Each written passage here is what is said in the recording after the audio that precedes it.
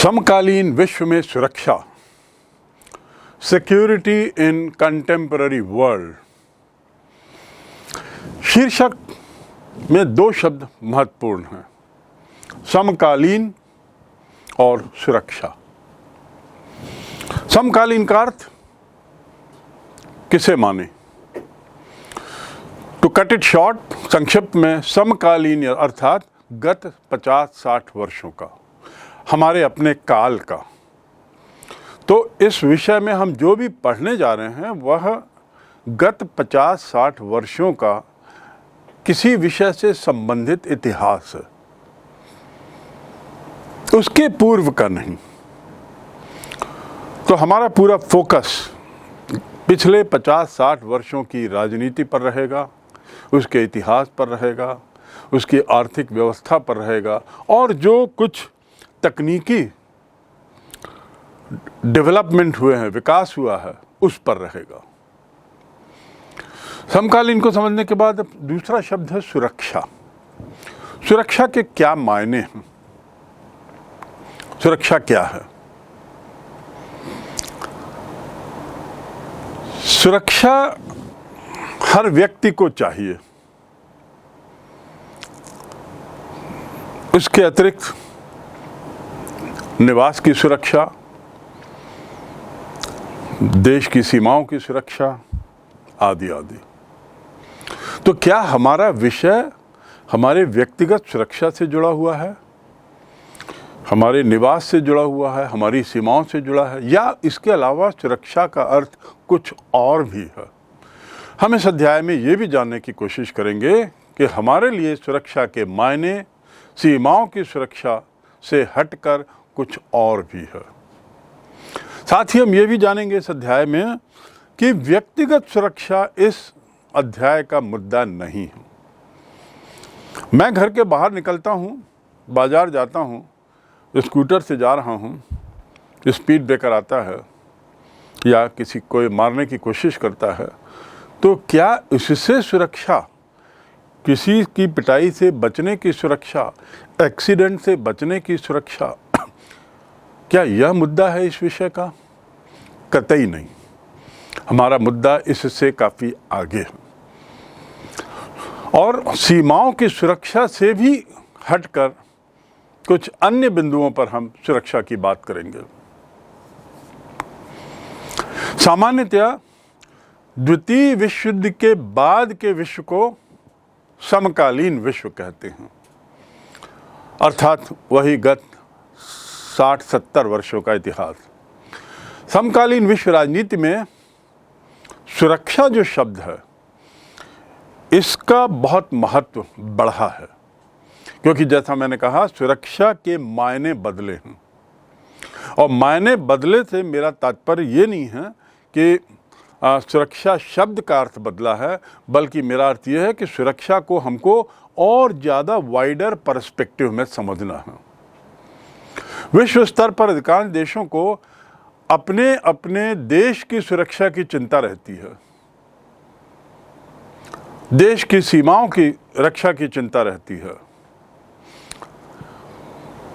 और इसके लिए वे लोग हथियार का निर्माण करते हैं, हथियार खरीदते हैं, आधुनिक से आधुनिक तकनीक डेवलप करके आधुनिक से आधुनिक हथियार किसी भी कीमत पर लेने के लिए तैयार रहते हैं, क्योंकि सीमाओं पे बहुत बड़ा खतरा है।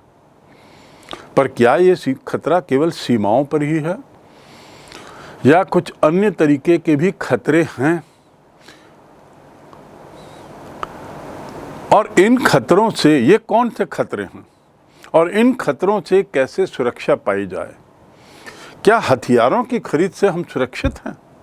वर्तमान विश्व में ऐसा नहीं है। हथियार हमें सुरक्षा नहीं दे सकता आज के परिप्रेक्ष्य में, ये आपको समझना है, ये आपको याद रखना है। दूसरी बात, जो राष्ट्र निर्माण करते हैं हथियारों का, हथियार खरीदते हैं बड़े बड़े स्तर पर, और भारत की बात करें तो भारत दुनिया के हथियार खरीदने वाले देशों में सबसे टॉप श्रेणी में आता है। विश्व के 4-5 जो देश हैं जो सबसे ज़्यादा हथियार खरीदते हैं, उनमें भारत एक है। मैं हथियार की खरीदी के औचित्य पर नहीं जा रहा हूं भारत के द्वारा, या उसे अनुचित भी नहीं कह रहा हूं, लेकिन तथ्य बता रहा हूं कि भारत हथियार खरीदने में अग्रणी देशों में है। जो देश हथियार खरीदते हैं, अपनी रक्षा के लिए हथियार बनाते हैं, वही देश स्वयं ही हथियारों को समाप्त करने की बात भी करते हैं। यही विरोधाभास है। एक और हथियार बनाना, हथियार निर्माण करना, हथियारों की दौड़ में शामिल होना, और दूसरी ओर फिर कहना कि इन सब हथियारों को समाप्त किया जाए।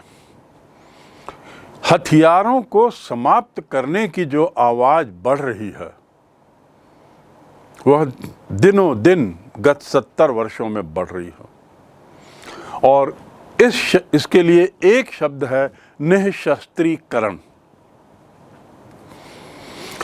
निःशस्त्रीकरण अर्थात हथियारों को समाप्त करना। हथियार बनाने की होड़ है, हथियार निर्माण खरीद की होड़ है, लेकिन निःशस्त्रीकरण, हथियारों को समाप्त करने की होड़ दुर्भाग्य से नहीं है। बात हो रही है, बातें हो रही हैं, लेकिन जब धरातल पर आए तो इस पे बहुत कम काम हो रहा है। तो एक हथियार निर्माण बनाम निःशस्त्रीकरण, इस विरोधाभास को समझना होगा। वास्तव में निःशस्त्रीकरण की अपेक्षा इस पर राजनीति ज्यादा हो गई है, और इसीलिए निःशस्त्रीकरण की दौड़ जैसा शब्द हम नहीं चुनते। हथियारों की दौड़ एक बड़ा प्रचलित शब्द हो गया है, फ्रेज हो गया, लेकिन निःशस्त्रीकरण की दौड़ कभी आपने नहीं सुना। अमेरिका, इंग्लैंड, फ्रांस, रूस और चीन, साथ ही ये जैसे परमाणु संपन्न देश किसी भी स्थिति में अपना वर्चस्व, अपना प्रभुत्व बनाए रखना चाहते हैं, और इसके लिए उनके पास पर्याप्त हथियार हैं, उनके पास पर्याप्त सैनिक हैं। तो सैन्य प्रभुत्व और हथियारों का प्रभुत्व बनाए रखने की दौड़ इन 5-6 देशों में है, और इन देशों में सुरक्षा के लिए जितनी दौड़ नहीं है, आत्म सुरक्षा के लिए, उससे ज़्यादा दौड़ इन देशों में एक तरीके से अपना वर्चस्व बनाने के लिए है। विश्व में अपनी वर्चस्वता, जिसका अध्ययन हमने समकालीन विश्व में अमेरिकी वर्चस्व नाम के अध्याय में हमने 11वीं में और 12वीं में पढ़ा है। शीत युद्ध के दौरान हमने पढ़ा कि किस प्रकार हथियारों की होड़ प्रारंभ हुई थी। उसी संदर्भ में यहाँ ये कहना आपको ज़रूरी है, समझना जरूरी है कि हथियारों की दौड़ आत्मरक्षा के लिए कम, अपना वर्चस्व और प्रभुत्व विश्व राजनीति में बनाने के लिए ज़्यादा है। और इसीलिए मैंने शब्द यूज़ किया कि निःशस्त्रीकरण के मामले में राजनीति ज़्यादा आ गई है। निःशस्त्रीकरण की बात बहुत हो रही है, बहुत से सेमिनार, कॉन्फ्रेंस, मीटिंग, अंतर्राष्ट्रीय मंचों पर बातचीत, संयुक्त राष्ट्र संघ में, G20 में, ब्रिक्स में, यूरोपियन संघ में, ऐसी जितनी भी हम संस्थाएं लें, इनके पीछे मूल उद्देश्य है विश्व शांति। पर इसमें जो शामिल देश हैं वे स्वयं हथियारों की होड़ में हैं। ये देश एक और जहां मंच पर निःशस्त्रीकरण की बात करते हैं, वहीं हथियारों की दौड़ में पीछे नहीं रहते, और कारण वर्चस्व, विश्व में वर्चस्व की दौड़, उन राजनीति हावी हो जाती है। निःशस्त्रीकरण की दिशा में कोई भी प्रयास किया होगा अभी तक या किया जाए, दुर्भाग्य से वो सार्थक नहीं हो रहा है। वैश्विक सुरक्षा, अब ये एक नया शब्द आया। अभी तक हम सुरक्षा के बारे में बात कर रहे थे, अब शब्द आता है वैश्विक सुरक्षा। वैश्विक सुरक्षा क्या है, इसके क्या आयाम हैं, ये हमको इस अध्याय में समझना है। एक और जहाँ सीमाओं की सुरक्षा की बात हो रही है, एक और जहाँ विश्व में वर्चस्व की दौड़ के लिए हथियारों की बात हो रही है, सीमाओं की सुरक्षा के लिए हथियार, वर्चस्व के लिए हथियार, अब यहाँ पर एक तीसरा डायमेंशन, तीसरा आयाम आप देख रहे हैं, और वह है हथियारों की ज़रूरत किस लिए? वैश्विक सुरक्षा के लिए। अब ये वैश्विक सुरक्षा क्या है? आतंकवाद, मानवाधिकारों का हनन, वैश्विक निर्धनता, शरणार्थी समस्या, कोरोना जैसी महामारियां और पर्यावरण के नुकसान अर्थात पर्यावरण के मुद्दे, ये विषय हैं जिनका संबंध वैश्विक सुरक्षा से है। ये मुद्दे हैं जो किसी एक देश को प्रभावित नहीं करते। ये वे मुद्दे हैं जिनका सीमाओं की लड़ाई से संबंध नहीं है। ये वे मुद्दे हैं जिनका आंतरिक सुरक्षा से संबंध नहीं है। ये वे मुद्दे हैं जिनका संबंध पूरे विश्व से है। पूरा ग्लोब, आप देखेंगे पूरा विश्व इन समस्याओं से ग्रसित है, पहली बात। और दूसरी बात जो हम इस अध्याय में समझेंगे वो ये है कि पूरा विश्व जहां इन समस्याओं से ग्रसित है, वहीं विश्व का कोई एक हिस्सा इन समस्याओं का निराकरण अकेले नहीं कर सकता, अपने को इन चीज़ों से अकेले सुरक्षित नहीं रख सकता, कितना भी वो प्रयास करे, क्योंकि इनका संबंध वैश्विक है, पूरे विश्व से है।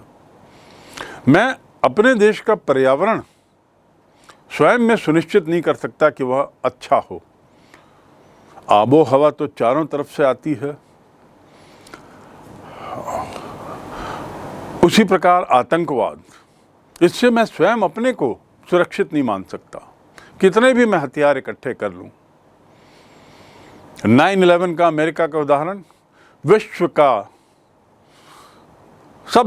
की सबसे बड़ी महाशक्ति, आधुनिकतम हथियारों से लैस देश, जिसके रडार, जिसके कैमरे, जिसकी सारी सुविधाएं सुनिश्चित करती थी कि एक पत्ता भी बिना अमेरिकी कैमरे से गुजरे नहीं हिल सकता। वहाँ 2 वायुयानों ने विश्व के सबसे बड़े टावर पर हमला कर दिया आतंकियों के द्वारा। कहने का तात्पर्य ये कि ये जो मुद्दे जो मैंने बताए, ये मुद्दे वैश्विक मुद्दे हैं, और हम वैश्विक मुद्दों पर सुरक्षा की बात करेंगे इस अध्याय में। वैश्विक सुरक्षा बनाम क्षेत्रीय सुरक्षा बनाम राष्ट्रीय सुरक्षा, आपको इसको समझना होगा। विश्व स्वयं में वैसे ही बहुत छोटा हो चला है, भौगोलिक दृष्टि से नहीं पर संचार माध्यमों के जरिए। कुछ ही क्षण में एक जगह से दूसरी जगह बातें पहुंचाई जा सकती हैं, जाया जा सकता है, पहुंचा जा सकता है, आदि आदि। उस दृष्टि से दुनिया अब एक ग्लोबल विलेज हो गई है, और इस प्रकार हम वैश्विक सुरक्षा के खतरे के जो नए आयाम आए हैं, इनका अध्ययन इस अध्याय में करेंगे। तो इस अध्याय में सुरक्षा क्या है, सुरक्षा की पारंपरिक धारणा क्या थी, सुरक्षा की अपारंपरिक धारणा क्या है, पारंपरिक और अपारंपरिक, ट्रेडिशनल और नॉन ट्रेडिशनल, सहयोग मूलक सुरक्षा के क्या मायने हैं। जब वैश्विक सुरक्षा की जरूरत है तो सहयोग की जरूरत है। ये सुरक्षा में हथियार काम नहीं आएंगे, सहयोग काम आएगा। दूसरे शब्दों में आज की सुरक्षा में सहयोग मूल पर है, हथियार नहीं। और हथियार हों और सुरक्षित हों, इसकी भी कोई गारंटी नहीं। कई ऐसे देश जो हथियारों से लैस रहे, द्वितीय विश्व युद्ध में उनका क्या हश्र हुआ, चाहे वो जर्मनी हो, चाहे इटाली हो, चाहे जापान हो, ये हमने जाना है। तो हथियार तो वैसे भी आपकी सुरक्षा की गारंटी नहीं है। हथियार तो मात्र एक पड़ाव है या एक बाधा है। अब जरूरत है सहयोग मूलक सुरक्षा की, सहयोग जिसके मूल में सहयोग हो, ऐसी सुरक्षा। अर्थात जिन मुद्दों का मैंने जिक्र किया, उन मुद्दों को तभी निपटाया जा सकता है, सार्थक तरीके से उनका हल निकाला जा सकता है, जब सहयोग हो। तो सहयोग मूलक समस्या कैसे स्थापित की जा सकती है, इसे भी हम समझेंगे। रही भारत की बात, तो भारत के संदर्भ में हम जानेंगे कि भारत की सुरक्षा संबंधी रणनीतियां क्या हैं, चाहे वह परंपरागत सुरक्षा के संबंध में हो, चाहे गैर परंपरागत सुरक्षा के संबंध में हो। आतंकवाद के संबंध में भारत की क्या रणनीति है, पर्यावरण के संबंध में भारत जैसा विशाल देश, जनसंख्या की दृष्टि से भी जो बहुत विशाल हो, वहाँ पे पर्यावरण को लेकर क्या नीतियाँ बनाई गई हैं। तो भारत की सुरक्षा संबंधी नीतियाँ क्या रही हैं, इसका भी अध्ययन करेंगे। और भी कुछ अन्य बातों का इस अध्याय में अध्ययन करते हुए हम अंत में ये जानेंगे कि समकालीन सुरक्षा के मायने क्या हैं और उस समकालीन सुरक्षा में वैश्विक सुरक्षा के मद्देनज़र क्या प्रयास किए जा रहे हैं और क्या प्रयास सफल या असफल हो रहे हैं, और उनके कारणों पर जानेंगे। तो अब हम बढ़ते हैं इस पृष्ठभूमि को समझने के बाद अध्याय की सुरक्षा क्या है, ये हमारा विषय है। सुरक्षा अर्थात सिक्योरिटी, साधारण शब्दों में सुरक्षा अधिकारी, सिक्योरिटी ऑफिसर। तो सुरक्षा का मतलब है सिक्योरिटी, और सिक्योरिटी फ्रॉम लॉस। सुरक्षा हानि से बचाव करने की क्रिया, किसी तरह की हानि से बचने की क्रिया, किसी तरह की हानि से बचने की व्यवस्था, इसे सुरक्षा कहते हैं। सुरक्षा की हानि से बचाव, सुरक्षा से हानि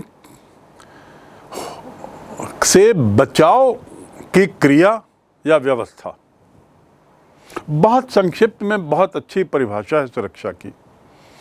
ऐसी कोई भी चीज जो हमें हानि से बचाए, उसके लिए जो प्रावधान किया जाता है, उसके लिए जो व्यवस्था की जाती है, उसके लिए जो क्रिया की जाती है, उसे सुरक्षा कहते हैं। घर की सुरक्षा, हम ताला लगाते हैं, वो व्यवस्था है। स्वयं की एक्सीडेंट से सुरक्षा, तो हम संभल के चलाते हैं, तो वह व्यवस्था है, वह क्रिया है, हम संभाल के चलाते हैं। सुरक्षा की दृष्टि से हम बाएं हाथ में चलाते हैं, गाड़ी जो चलाते हैं लेफ्ट हैंड ड्राइव करते हैं, आदि आदि। तो सुरक्षा से बचाव की क्रिया या व्यवस्था ही सुरक्षा कहलाती है। ये व्यक्ति, स्थान, वस्तु, निर्माण, निवास, देश, संगठन, किसी भी संदर्भ में इसका प्रयोग हो सकता है, क्योंकि इन सब चीज़ों को नुकसान पहुंचाया जा सकता है, चाहे वो व्यक्ति हो, स्थान हो, वस्तु हो, निर्माण हो, निवास हो, देश हो, संगठन हो। ये सब नुकसान इन्हें हो सकता है, या ऐसी किसी भी चीज़ के संदर्भ में जिन्हें नुकसान होने की गुंजाइश है, जिन्हें नुकसान पहुंचाया जा सकता है, उनकी सुरक्षा का प्रावधान, सुरक्षा की व्यवस्था, सुरक्षा से हानि से बचाव ही सुरक्षा कहलाती है। हानि से बचाव, ये बहुत महत्वपूर्ण है सुरक्षा को समझने के लिए। दूसरे अर्थों में हम कह सकते हैं कि सुरक्षा का बुनियादी अर्थ है, बुनियादी अर्थ खतरे से आज़ादी, freedom from danger, danger to anything, and danger from anyone or from anything.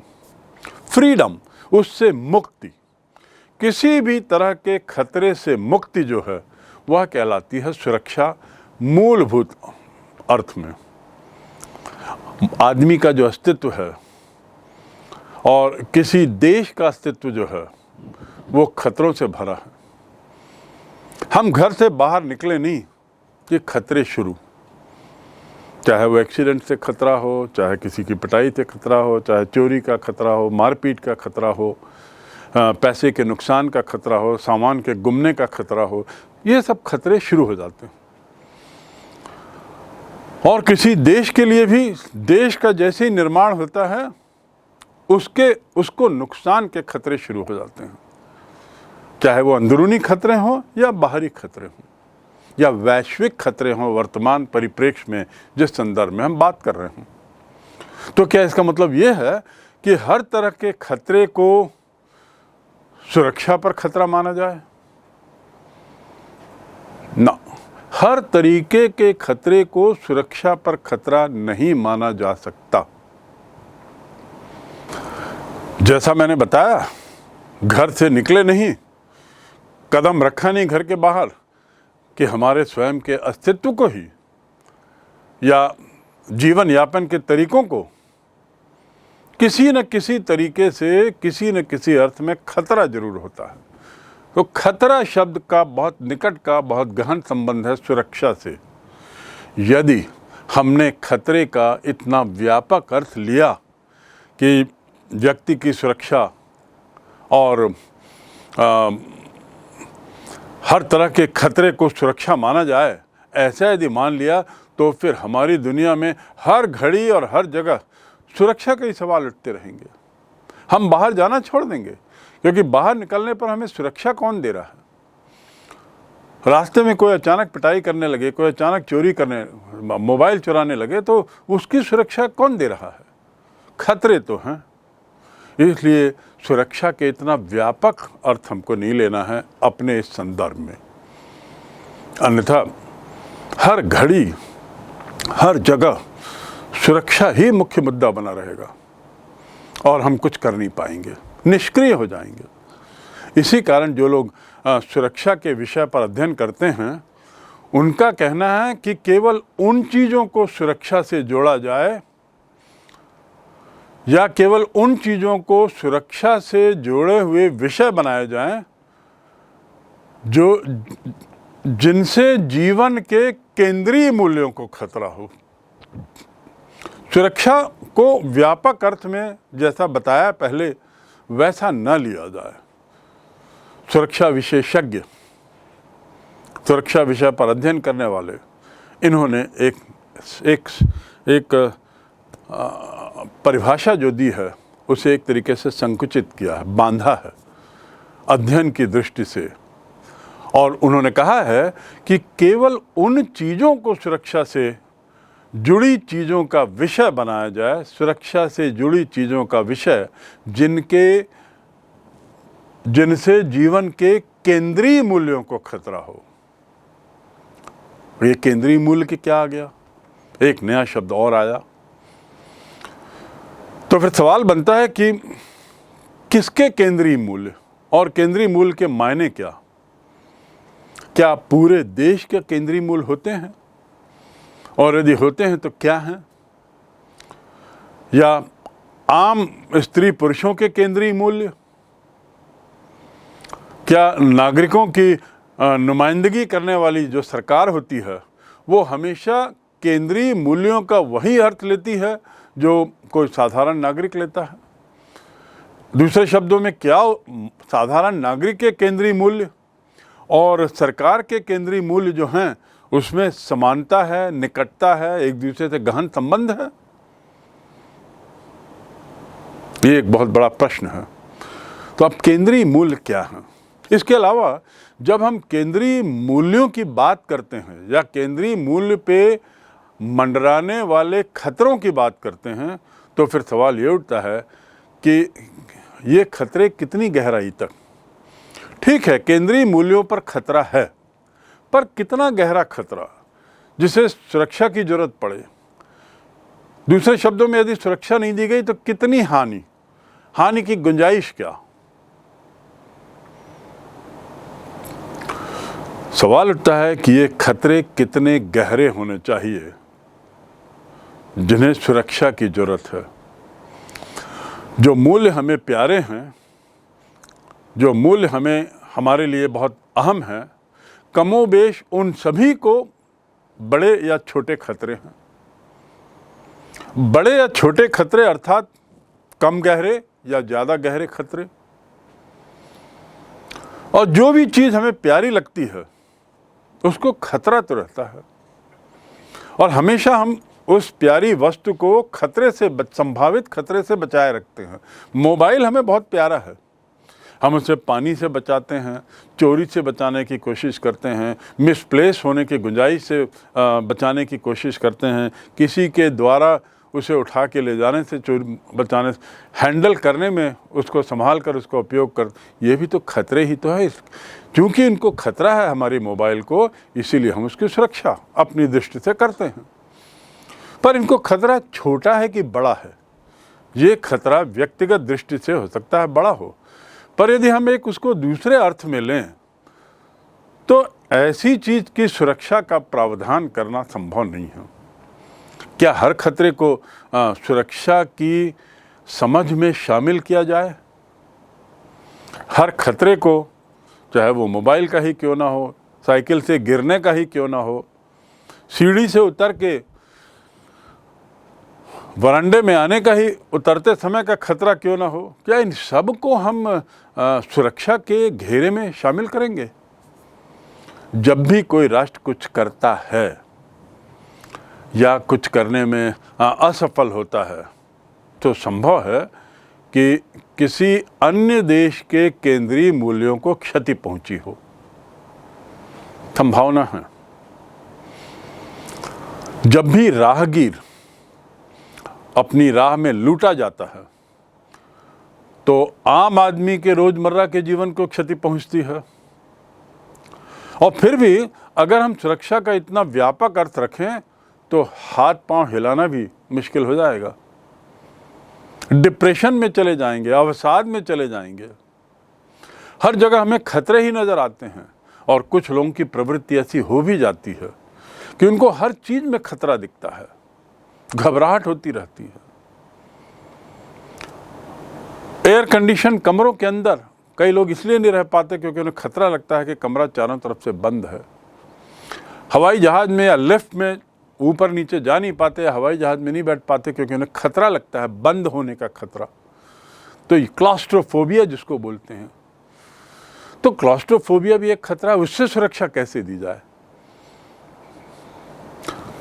हर जगह खतरे नजर आएंगे यदि हम सुरक्षा की दृष्टि से अपनी हर गतिविधि को देखें।